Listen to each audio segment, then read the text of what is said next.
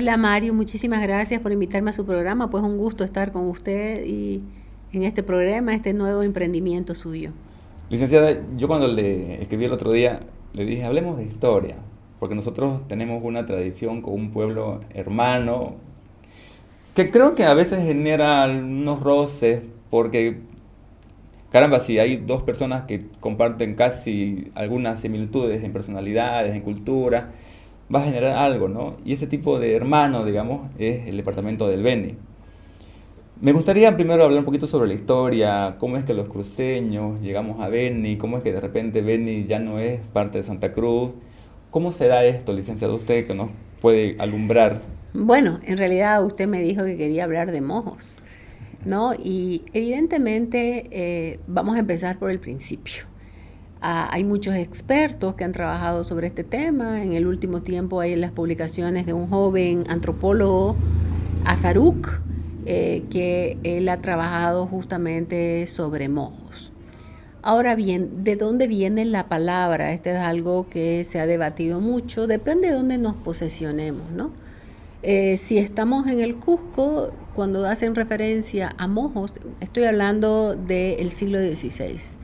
Cuando hacen referencia a mojos o musus, se están refiriendo a la selva, a lo que ellos en el Imperio Inca llamaban el Antisuyo, a estos grupos de pueblos salvajes, como los veían desde el Imperio Inca. Y cuando hablamos de mojos desde Santa Cruz de la Sierra o desde el Río de la Plata, hace referencia fundamentalmente a un mito, a un lugar mítico donde se encuentra el Gran Paitití, el Gran Mojo, el Dorado, la noticia rica, ¿no? El Rey Blanco. Entonces todo depende dónde nos encontremos en el siglo XVI para entender mojo. Incluso hay algunos autores que plantean que la palabra moxo es una palabra de origen español. Pero bueno, independientemente de donde fuera, era un territorio desconocido que se encontraba en el centro del continente, pasando los Andes, viéndolo desde los Andes, al norte viéndolo desde Asunción. Al norte viéndolo desde Santa Cruz de la Sierra, entonces es un territorio mítico, ¿no? Desconocido hasta entonces. Desconocido, que no tiene unas fronteras claras ni definidas, que muchos piensan que Mojos es un grupo indígena, que sí, efectivamente hay un grupo indígena Mojos, pero hay que entender que en el siglo XVI este es un territorio mítico. Por un lado, ¿cuáles eran esos mitos? ¿Por qué tantos estos mitos movían a tanta gente? Aquellos españoles que llegaron a la conquista del Perú, a la conquista del Imperio Inca, y una vez derrotados los incas y quedándose con el imperio, comenzaron a desarrollar esa idea de que pasando los Andes había un reino inca mucho más rico que el Imperio Inca. Entonces, estos son los mojos, el dorado, el gran paitití, ¿no? La leyenda del Gran Paitití no es solamente en Santa Cruz de la Sierra, también está en el Perú, está en Ecuador. Y lo mismo que el dorado. Entonces, esa idea, ¿no? de aquellos que buscaban algo que les motive sus exploraciones. Pero también la idea de los mojos va a surgir entre la gente del Río de la Plata, específicamente la de Asunción, que yendo hacia el norte y de ahí hacia el noroeste iba a llegar a un reino rico, un reino dorado, el Gran Paitití, donde se encuentran esas míticas riquezas. Como estamos hablando desde Santa Cruz de la Sierra, mi posicionamiento será desde el oriente. En 1558, Irala y Ñuflo de Chávez, Irala era el gobernador de Paraguay, realizan un viaje que saliendo desde Asunción suben por el río Paraguay, llegan más o menos hasta lo que podía ser hoy Puerto Suárez e ingresan por ese territorio y van a llegar hasta aquí, hasta el río Huapay. Hoy le llamamos el Río Grande, pero siempre se lo llamó en el Huapay. Y el objetivo de este viaje que hacen Irala y Chávez es pedir permiso al virrey del Perú para seguir haciendo exploración. tenemos que entender que el virreinato del Perú abarcaba desde Panamá hasta Tierra del Fuego, ¿ya? Entonces, Irala se queda donde nos encontramos, ¿no? Se queda en el Huapay y lo manda Chávez junto con otros hombres a hablar con el virrey del Perú, que en ese momento era el presidente Lagasca, y pide que les permitan realizar más expediciones. Claro, Ñuflo de Chávez llega en 1548-49 a Lima, y cuando él pasa por Potosí se da cuenta de que acaban de descubrir 3 años antes el Cerro Rico de Potosí. Entonces, que esa Sierra Rica que tanto le hablaban los indios no era más que el Cerro Rico de Potosí. Se va a Lima, habla con el virrey no le da permiso y se regresa, pasa por el Huapay. A esto ya Irala se había vuelto a Asunción, y a partir de ese momento Ñuflo de Chávez ya no habla más sobre la Sierra Rica o la Sierra del Plata, sino más bien que va a hablar sobre el Dorado, el Gran Mojo y el Gran Paititi. Que lo que conoció esos conceptos en Lima es posible, pero lo interesante es que ya no buscan la plata sino el dorado.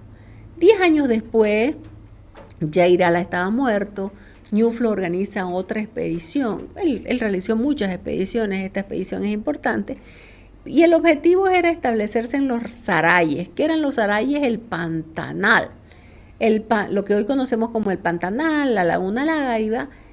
Entonces organiza una expedición con muchos de sus capitanes, financiada por el mismo Chávez, sube por el río Paraguay y llega más o menos al paralelo 17, y allá se encuentra con los Sarayes, con el rey Saray. Entonces Sarayes es un lugar, Sarayes es un pueblo, Sarayes es un rey. Y estos Sarayes le dicen, hay 2 señores del metal. Los unos, usted tiene que cruzar la cordillera, pasar el río Huapay, y ahí se encuentra el Candire, ¿no? Y los otros tienen que atravesar donde se encuentran los chiquitos. Estos chiquitos están antes de otro pueblo, que son los timbúes. ¿Quiénes eran los timbúes? Los que llevaban una argolla entre las 2 fosas de la nariz, y van a pasar a los mojos. Entonces Chávez, que ya había estado, dice, no, ya no va a ir al Candire porque ya sabe que es el Cerro Rico de Potosí, y decide cruzar a los chiquitos para llegar a los mojos. La política de alianzas que había funcionado también a Chávez no va a funcionar entre los chiquitos. Los chiquitos tenían hierba mortal, mueren muchos españoles, muchos indios, muchos caballos.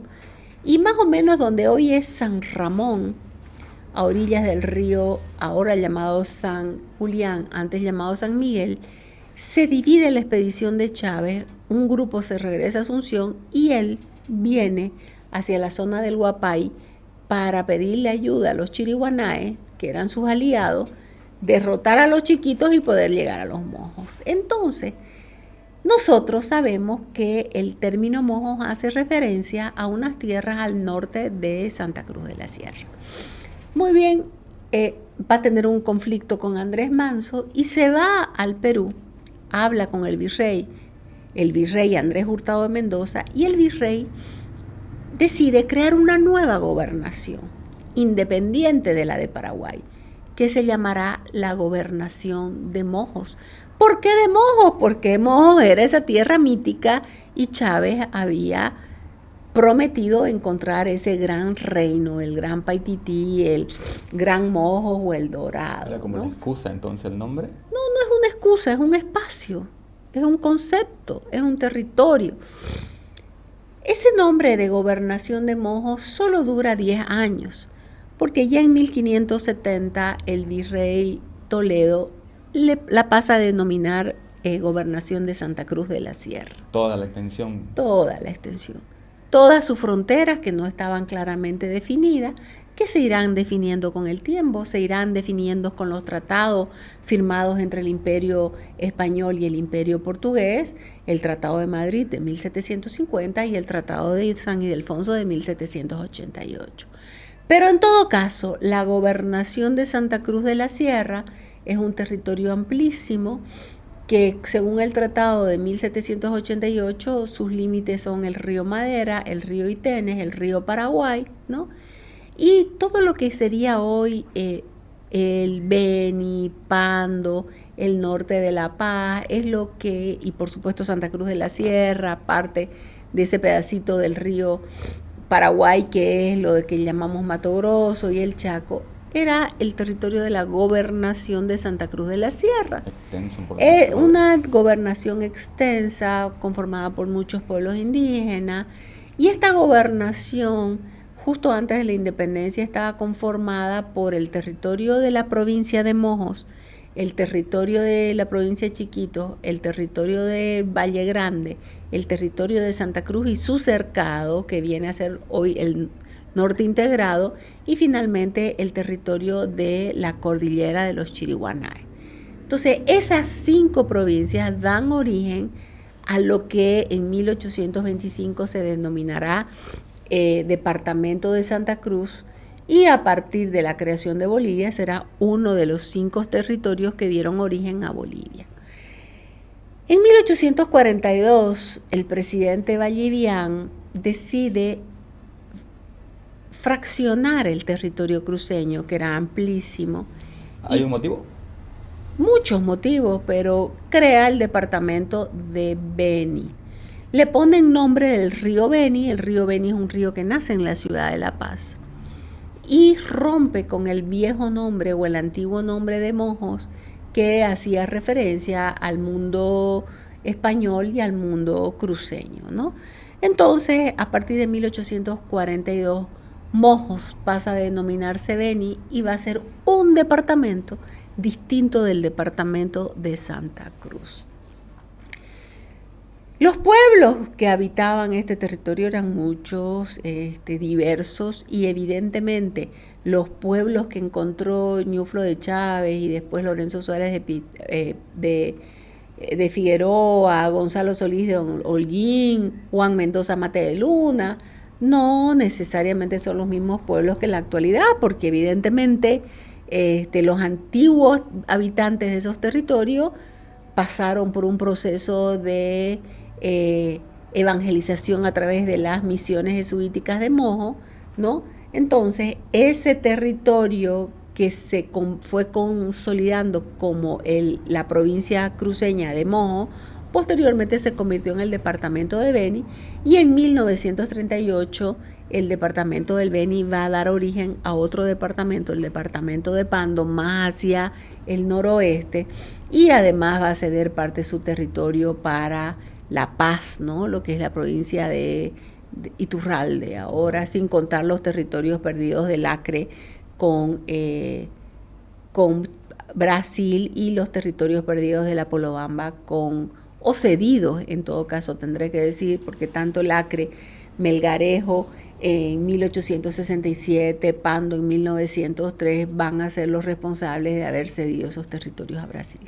Pero entonces hay una migración constante de personas desde Santa Cruz hacia...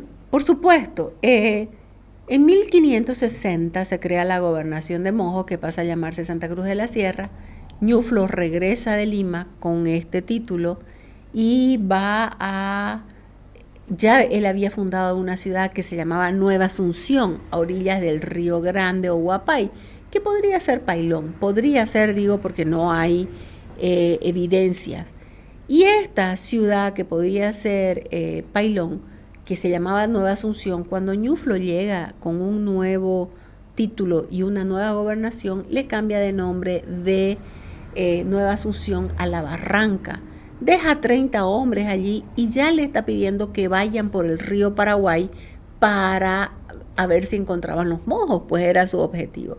Y Santa Cruz y Ñuflo se va más hacia el este y funda la ciudad de Santa Cruz de la Sierra, a orillas del Sutós, ¿no? Cerca del actual San José de Chiquitos.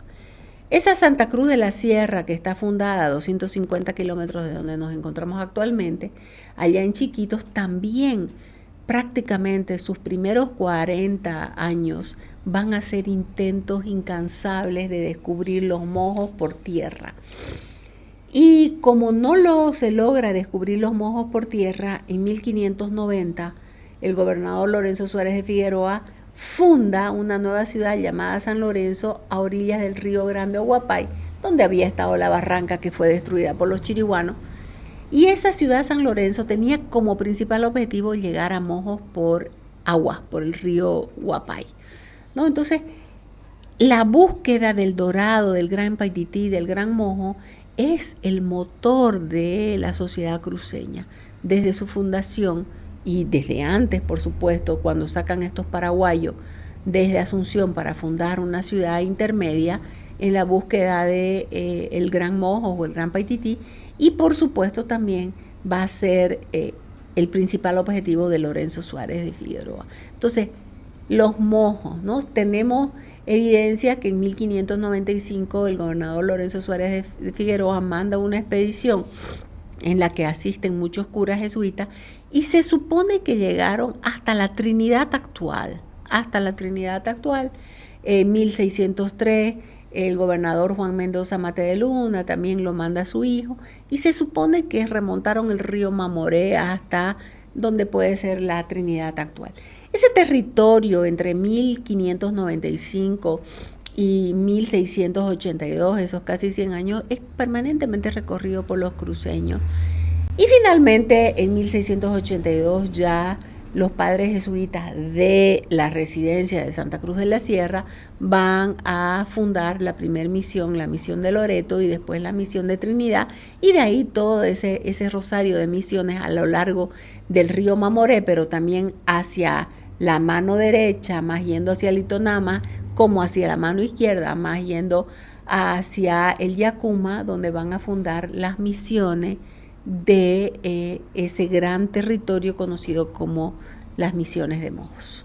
Pero todas esas misiones fueron fundadas a partir de gente que estaba en Santa Cruz de la Sierra. No, a ver, en primer lugar, los cruceños exploraron durante todo el siglo XVI y parte del siglo XVII, pero cuando se fundan las misiones, los padres jesuitas establecen una misión donde van a vivir los indígenas de la zona y hay una escasa presencia de población criolla o mestiza, ¿no? Cuando en 1767 el rey Carlos III decide expulsar a los padres jesuitas, es cuando estas misiones se van a convertir en un gobierno militar de Mojo, y ahí donde habían 2 padres jesuitas van a ir 2 padres diocesanos de Santa Cruz de la Sierra y un administrador de cada uno de los pueblos y el gobernador de toda esta gobernación de Mojo, que van a ser pues funcionarios del Imperio Español, ¿no? Por lo que usted me dice, entonces, parece que lo único que nos une a los pueblos actuales es solo un territorio, históricamente. No, bueno, a ver, yo no dije que eso fuera lo único que nos uniera. Estoy hablando de el espacio. Eso es un espacio que hoy lo consideramos un espacio geohistórico, un espacio cultural. ¿Por qué? Yo dije la gobernación de Mojo. En 1825, cuando se independiza la gobernación de Santa Cruz de la Sierra, Mojo forma parte, es una de sus provincias, y a partir de 1842 será un departamento aparte. Muchos cruceños fueron a poblar Mojos. ¿En busca de eso, de esa misma idea? Ya con la República, muchos fueron primero tras la quina o cascarilla, ¿no?, que había en los llanos del Beni, ¿no?, del río Beni, fundamentalmente, así como fueron cruceños, fueron también cochabambinos, paseños, ¿no? Entonces, ese poblamiento no indígena de Mojo, porque ahí había gente, había los canichanos, los cayubaba, los itonama, los movima, los mojeños, los baures, los yuracaré, los chacos, los pacahuaras, los araonas, antes de la creación de Pando, ¿no?, todos esos territorios. Los no indígenas van a salir fundamentalmente de Santa Cruz, primero para el auge de la quina o cascarilla y posteriormente el auge de la coma. Pero muchos comerciantes cruceños, muchísimos comerciantes cruceños que no están ni con el auge de la cascarilla ni con el auge de la goma, están remontando el río Mamoré, salen aquí, ya sea del puerto de Pailas o el puerto de Cuatro Ojos, remontan el río para Mamoré y van a llegar hasta el Madera y el Amazonas, hasta el Brasil, y va a haber un comercio. O sea, no es que solamente van a explotar la quina, los comerciantes cruceños recorrían, iban y venían ese río desde 1595, ¿no? No se puede concebir entonces el desarrollo de Beni sin las constantes migraciones cruceñas o los pasos comerciales. El Beni es un departamento. Podría no solamente... A ver, el Beni es un departamento que en 1842 se constituyó un departamento, tenía su prefecto, tenía sus propias provincias, tenía su propio subprefecto. Y sí hubo migración cruceña al Beni, claro que sí, pero ya es otro departamento. Pero nosotros tenemos ahorita una unión cultural, diría yo, porque evidentemente cuando los cruceños migraron, también llevaron sus prácticas culturales, ¿no? Por ejemplo, hay benianos que dicen que el taquirari es del Beni, hay otros que dicen que no, que la gente de Cordillera dice que es un ritmo de los chiriguanos. Independientemente de eso, sí hay prácticas culturales, tanto en Santa Cruz, Beni, Pando, voceamos, ¿no? Tenemos esa cultura más bien del voz, compartimos una historia con las misiones jesuitas, con la búsqueda del dorado, ¿no? Con la explotación de la quina, la explotación de la goma. Claro, sí hay un concepto que se desarrolló en Bolivia, cuando se creó Bolivia, que es el Oriente. A partir de 1825, la gobernación de Santa Cruz pasó a denominarse el Oriente. Y ese Oriente, que hoy ya está muy circunscripto a Santa Cruz, porque el gobierno se ha esmerado en dividir y decir, no, el Oriente es Santa Cruz, la Amazonia es Beni y Pando.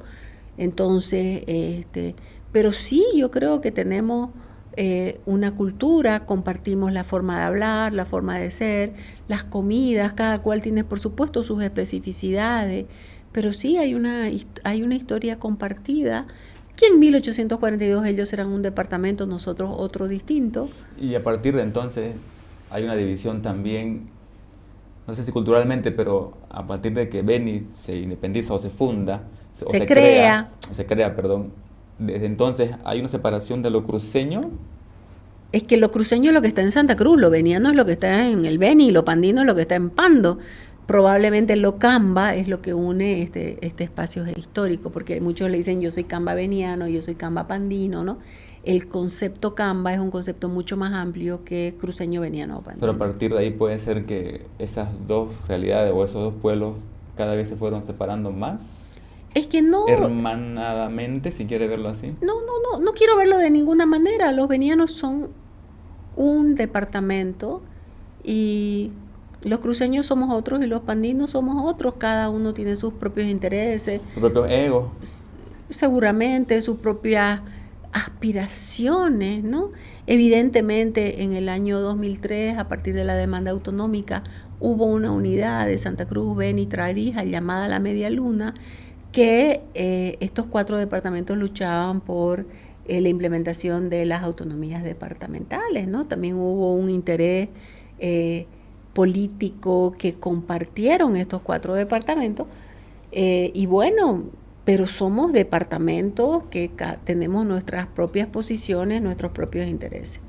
Y todo lo histórico que usted bien nos ha descrito hasta este momento, pareciera tener un sustento fuerte, grande, para decir somos un pueblo únicamente culturalmente pues, bien fusionado. Pero yo creo que la realidad ahora dista un poco, porque hay una separación de lo culturalmente beniano frente a lo culturalmente... Por supuesto. A pesar de que tenemos la misma cultura. Sí, y también podemos decir que somos rioplatenses porque compartimos valores culturales con la gente de Asunción, ¿no? Qué sé yo, cuando Dormiñí vino en 1830 decía que llegaba a Santa Cruz y él se sentía que estaba más cerca de Corrientes en Argentina que de La Paz en Bolivia. Entonces, Claro, son patrones culturales, pero hoy, en el año 2024, estamos a punto de cumplir 200 años como país independiente. El Beni es un departamento y Pando es un departamento también, ¿no?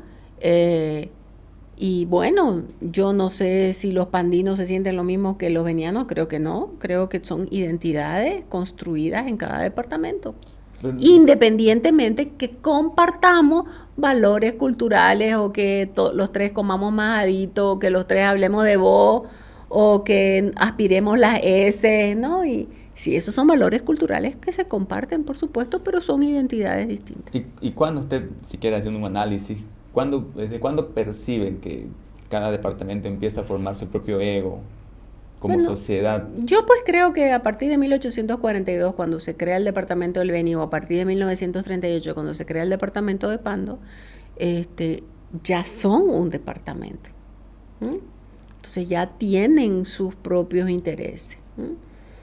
Nosotros que siempre estamos hablando con personas que tenemos el mismo origen de apellido, si quiere, muchos preguntan, yo le comentaba hace rato antes de la cámara, que cuando dicen nosotros somos Suárez, digamos, siempre dicen vos sos el Suárez de Beni o de Santa Cruz, o sos el Roca de Santa Rosa, o sos de Beni. Y la realidad es que somos la misma cultura, el mismo origen. Las personas de aquí se fueron hacia allá formaron otra forma de vida, pero somos los mismos. Sin embargo, ahora hay una especie de rivalidad entre las sociedades, no declarada abiertamente, pero sí hay una rivalidad entre formas de ver, formas de percibirse como pueblo. Usted le dice a un veniano, camba o cruceño por error y seguramente se va a molestar. Como cuando le diga a un cruceño, vos sos veniano, por la forma de hablar, seguramente se va a molestar. Bueno, eso no lo he estudiado a profundidad, no puedo hablar. Pero sí he visto que la gente dice, yo soy camba veniano, yo soy camba pandino, o sea, lo camba es lo que nos une. Usted ha trabajado con el habla camba, ¿no? Hay palabras que son las mismas, ¿no? En este espacio geohistórico, que hoy está conformado por 3 departamentos distintos y cada departamento tiene sus propias proyecciones, por supuesto, ¿no? Ahora, ¿qué pasa entre las sensibilidades, ¿no? O eso de los apellidos, pues yo creo que ya deberíamos superar esa fase, ¿no? Yo apellido Peña y mucha gente me dice, vos sos de Cordillera, sos de Valle Grande. No, mi padre era de chiquitos y los Peñas son de los de chiquitos, ¿no? O sea, es que los apellidos están, y también hay Peña en toda Bolivia, ¿no? No es exclusividad. Yo no conozco un apellido hoy que sea exclusivo, ¿no? De una sola región, solo que a veces nos quedan esos resabios, ¿no? Sí, seguramente muchas familias rocas se fueron a vivir al Beni, se establecieron en Santa Rosa del Yacuma, eso lo sé, ¿no? El caso de José Luis Roca, que lo ha dejado muy claro. Pero mire usted, José Luis Roca escribió su libro en el año 2001, creo, que se llamó Economía y Sociedad en el Oriente Boliviano, y este año se ha presentado la segunda edición que se llama La Epopeya Cruceña. Y él ahí muestra, él es veniano, él escribió La Epopeya Cruceña y él antes de morir decidió cambiarle el título a su libro y plantea pues, ¿no?, cómo los cruceños comenzaron a avanzar, ese cruceño explorador, porque si algo ha caracterizado al hombre de esta tierra es justamente a explorar. Y el comercio cruceño, ¿no? Los cruceños, como le digo, remontan el río Mamoré, llegan al Madera, van hasta el Pará, están la documentación que nos evidencia eso. Otros cruceños se van hasta Buenos Aires, traen, ¿no?, la cantidad de libros que había en Santa Cruz. Santa Cruz era un nodo comercial, o sea, es un nodo desde hace 200 años. Todos los productos de las provincias llegan a Santa Cruz, de Santa Cruz se distribuyen, todos los productos del exterior llegan a Santa Cruz, de Santa Cruz se distribuyen, todos los productos de los otros departamentos llegan a Santa Cruz de la Sierra y desde allí se distribuyen. Entonces, esa mirada mía es la mirada pues de una cruceña y una cruceña de Santa Cruz de la Sierra que veo todas estas conexiones, ¿no? Gente que viene, que está surcando los ríos, que está cruzando en carretón y abriendo caminos, ¿no? Porque, claro, capaz es lindo que haya una migración cuando el Estado le abrió el camino, ¿no? Y otra, la que abrió a punta de machete, a punta de caballo, a punta de carretón, sus caminos para explorar tierras que hasta ese momento estaban inexploradas, no digo inhabitadas, sino inexploradas, para garantizarle a Bolivia la posesión de estas tierras, porque no ha sido precisamente el Estado el que ha cuidado la frontera, sino los ciudadanos del oriente boliviano. ¿Es cierto que Beni es Santa Cruz 50 años atrás? ¿Has escuchado la frase? No, yo no creo pues en esas cosas. Pero no tiene... No, es como que yo diga, Santa Cruz es, no sé, Nueva York 200 años después, no, ¿sabe qué? Esas cosas no construyen. El Beni es el Beni, tiene sus proyectos, tiene su propia historia, verá dónde va. Santa Cruz de la Sierra hoy es una metrópoli, se está construyendo la Metro Santa Cruz, que es la unificación de varios, casi 11 municipios, ¿no? Santa Cruz, Cotoca, La Guardia, El Torno, Okinawa. Entonces, hoy Santa Cruz de la Sierra lidera una región metropolitana, la Metro Santa Cruz, que es una potencia. Entonces, ¿cómo nos vamos a comparar? No. Y yo creo que es feo, ¿no? Que es mejor Santa Cruz que La Paz. No creo, La Paz tiene sus potencialidades, sus bellezas, sus lugares turísticos. La Ciudad Maravilla tiene cosas que nosotros no tenemos y nosotros tenemos las cosas que ellos no tienen, lo mismo que Cochabamba, Tarija, Oruro, entonces una llamada de atención para o Trinidad o Cobija, digamos, están construyéndose desde sus propias lógicas. Santa Cruz ha tenido una ventaja comparativa, que es que los cruceños se han pensado, los cruceños han planificado. No todas las ciudades de Bolivia han tenido la suerte de tener un plan Techín, de tener planes y proyectos de desarrollo. Incluso hoy la construcción de la región metropolitana que hace la gobernación de Mario Aguilera es una construcción pensada. Si se están dando otras regiones metropolitanas en Bolivia que estén siendo pensadas de la manera que está pensada la nuestra, desconozco, no lo sé, no lo he estudiado, pero entonces yo creo que cada pueblo, cada ciudad se tiene que pensar a sí misma. Y mire usted, nosotros los cruceños, por más que seamos una ciudad de 3 millones de habitantes, todavía seguimos diciendo, voy a mi pueblo, ¿no? A mí me ha pasado mucho en el exterior cuando decía, sí, es que mi pueblo, pero es que Santa Cruz de la Sierra no es un pueblo, es que para nosotros es mi pueblo, digamos, es nuestro pueblo, y cada ciudadano tiene que querer la ciudad donde vive, donde trabaja, donde construye su futuro. Usted, licenciada, nos ha hecho un paseo histórico y a modo de cerrar, ¿cómo atribuye o qué le hace pensar que Beni, Santa Cruz, tenga un rezago industrialmente, económicamente? Bueno, pero yo no creo, o sea, Beni, Pando, Oruro, Tarija, ¿qué vamos a decir? Todo depende, pues, cómo se va planificando. Yo no sé cómo teníamos lazos hermanados. ¿Pero qué tiene que ver eso, Mario? Estábamos yendo, digamos, en el mismo camino. ¿Pero qué tiene que ver eso? Culturalmente. Pero ya podemos tener, o sea, no entiendo, porque acá se planificó, se desarrolló un plan Techín, se pensó la ciudad, hubo una corporación de desarrollo. Allá también hubo otra que se llamaba Cordebeni, que pensó el Beni, porque yo recién escribí un prólogo de un libro en ese sentido. Cada región define, cada departamento define su futuro. Sus pensadores, tal vez. Entonces sí, claro, en 1825 todos formábamos parte de Bolivia, pero los unos se desarrollaron más hacia un lado y más hacia el otro. Que Santa Cruz haya tenido un proceso de modernización, de industrialización, de uso de las tecnologías, de electrificación, de construcción de carreteras, O sea, claro, ¿Y a qué obedece?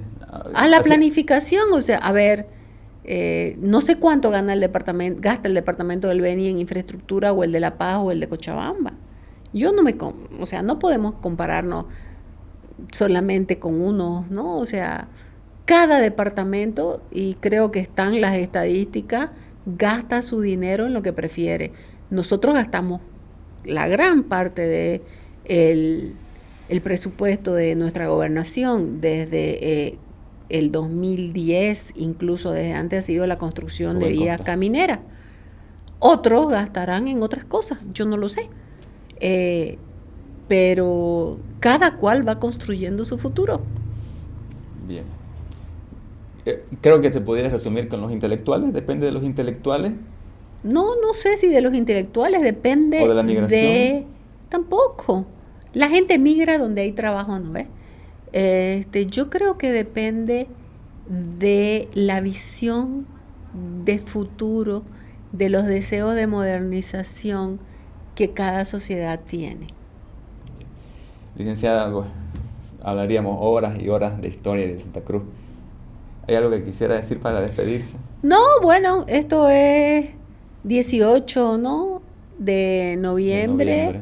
eh, es el aniversario del departamento del Beni en 1842. Incluso ellos están trabajando para su propio bicentenario.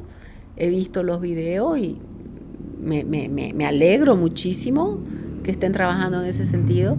18 de noviembre de 1841 es la batalla de Ingavi. Un gran cruceño, José Miguel de Velasco, cedió sus tropas para lograr ese último gran triunfo de Bolivia.